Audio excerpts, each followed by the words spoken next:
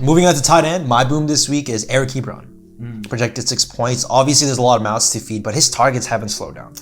Ben loves throwing to him, especially on big key downs like third down, as well as the goal line.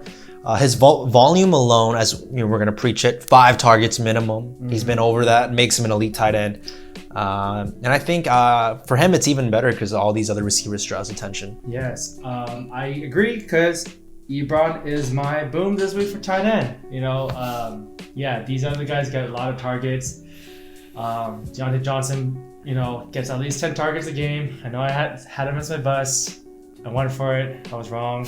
I'm sorry. I should have just said Juju. It would have been an easier pick. Damn it. But yeah, I mean, if you have a receiver core of Claypool, Johnson, Juju, you know that's who you're focused on. Yeah. Ebron, he has hands like a receiver. He could run like a receiver, just a bigger body. Yeah. So Ben loves throwing to him, especially end zones. Yep. Onto bust, I have Zach Ertz, which is crazy because he used to be like the second best tight end for a while. Arguably, could have been the first. Yeah, arguably. He was balling, but we know how good he can be, but with that QB play, I just don't trust it. What's crazier is this past game, Goddard outplayed him. Yes, Goddard. So, I just don't like him. New Orleans is also a pretty tough opponent to play against, so definitely. I wouldn't trust him there.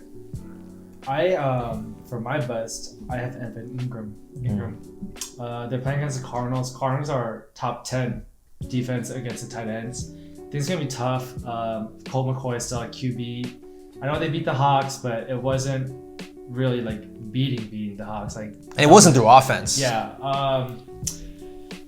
Great for the Giants for beating the Hawks, anyways. But nonetheless, it's going to be tough feeding any of those receivers on the Giants team without Daniel Jones. Yeah. And I just think Evan Ingram won't be getting as many targets as people would expect him to get. Good pick there. Good pick. For sleeper, again, we don't think he's a sleeper, but according to the stats, he is a sleeper because he's only owned in 40% of the league still. That said, this past game probably shoots him up a lot. It's our boy, Logan Thomas. Yo, Logan Thomas. Honestly, if you have a waiver, go get him. Dude, he just went 9 for 9 for 100 yards and a touchdown. Yeah. Against the Steelers. Up till this waiver, he's still 40% owned. He's going to shoot. He's going to shoot up. And if you have a chance to get him, take him because I personally think he's a tight end 2 with tight end 1 upside. Yes. Alex Smith loves throwing to him. I know Terry's their guy, but aside from Terry, the short down situations, it's Logan. Yes. Gibson is out too, looking like he's out. So, I'm sure they'll throw the ball slightly more. And, Logan Thomas is a good player. That was a good pick that you had early on here because I had no idea who the hell he was. I think like week 3, I told people, hey, Logan Thomas, man. He's blowing up. He's blowing up. All right. My sleeper. I have Jimmy Graham against the Texans. I'm just choosing all of the Bears players. Just if you have a Bears player, start them.